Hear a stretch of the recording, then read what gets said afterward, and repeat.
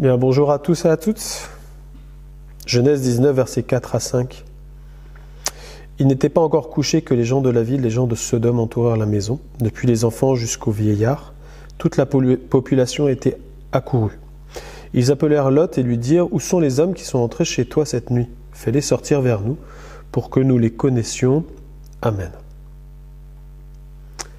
Une histoire extrême. Depuis les enfants jusqu'aux vieillards,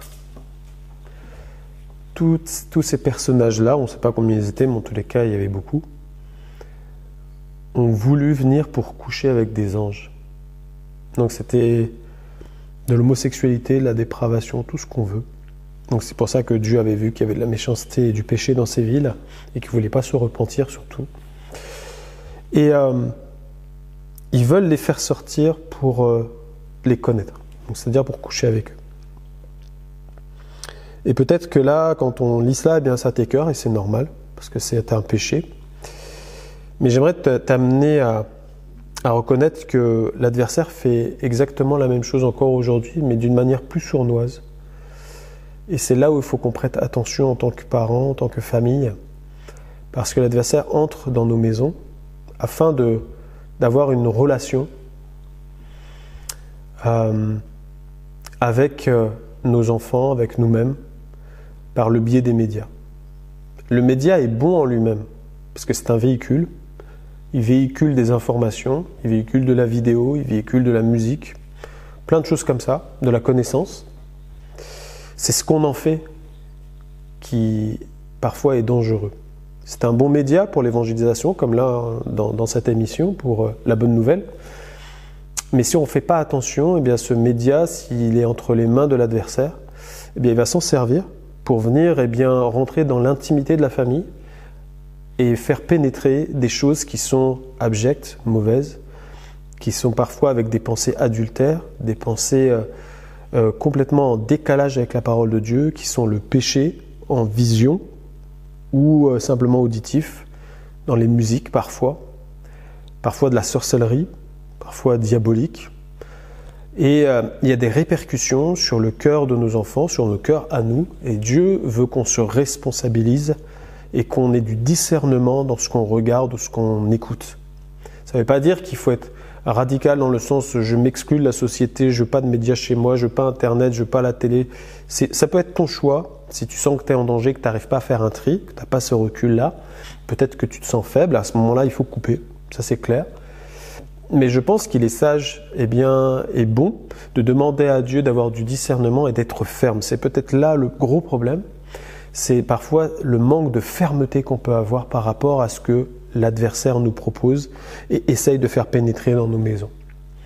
Et parfois c'est un combat, on le sait, même avec des enfants en adolescence, qui, dans leur milieu à l'école, on leur montre des choses sur les téléphones, et puis ils rentrent à la maison, et là ça devient compliqué avec les parents, parce que nous qui sommes chrétiens, eh bien, on se confronte à eux, on dit non, tu rentres pas le monde ici dans cette maison, tu peux pas regarder n'importe quoi, écouter n'importe quoi, et on sent qu'on rentre dans des conflits, et parfois on peut être gêné, et dire mais comment on gère la situation?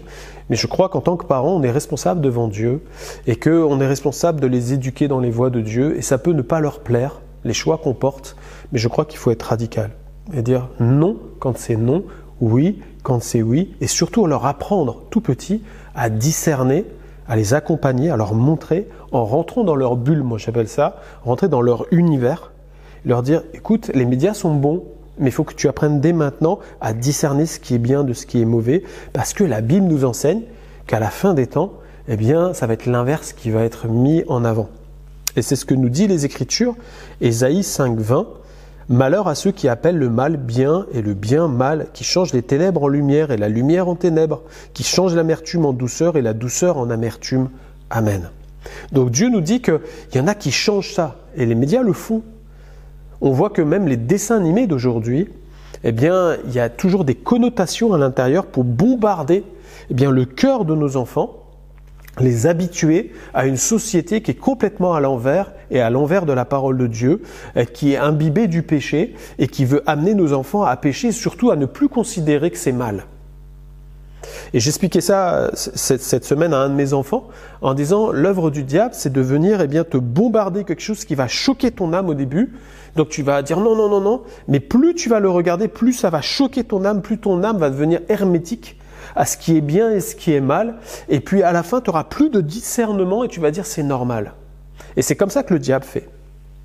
Donc à toi aujourd'hui en tant que parent, et j'aimerais vraiment t'encourager en tant que parent, à être fort dans la foi et ferme sur la parole, mais surtout à être un bon éducateur ou éducatrice avec tes enfants pour tout petit leur inculquer ce qui est bien et ce qui est mal et qu'ils puissent faire dès maintenant le distinguo dans ce qu'ils regardent et ce qu'ils entendent, de ce qu'ils discutent avec les copains, de pouvoir dire ça c'est bien, ça c'est mal, ça j'en veux pas. Et c'est de notre responsabilité parce que Dieu nous le demande. Philippiens 4.8, au reste, frères, que tout ce qui est vrai, tout ce qui est honorable, tout ce qui est juste, tout ce qui est pur, tout ce qui est aimable, tout ce qui mérite l'approbation, ce qui est vertueux et digne de louange, soit l'objet de vos pensées. Amen. Alors que Dieu puisse renouveler nos cœurs déjà à nous en tant que parents, peut-être à toi en tant qu'adulte, peut-être en charge d'enfants ou de petits-enfants en tant que grands-parents, que tu puisses avoir ce cœur-là à dire Seigneur, je veux être quelqu'un qui protège et qui donne l'enseignement qu'il faut afin que mes enfants soient gardés. Une prière pour aujourd'hui. Seigneur mon Dieu, merci pour les enfants. Merci pour la famille. Merci Seigneur mon Dieu parce que cette famille elle est précieuse à tes yeux, c'est ce que tu as voulu. Seigneur, donne-moi Seigneur d'être quelqu'un qui veille, qui enseigne comme il faut. Seigneur mon Dieu, donne-moi, Seigneur, d'avoir les mots, la sagesse qu'il faut pour donner, Seigneur mon Dieu, l'avertissement à mes enfants, afin qu'ils puissent faire le choix et les bons choix d'aujourd'hui d'après ta parole. Seigneur, merci parce que tu veilles sur nous.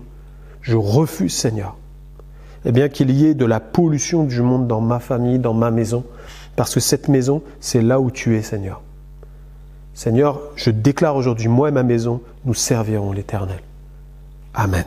Que Dieu te bénisse et on se retrouve la prochaine fois.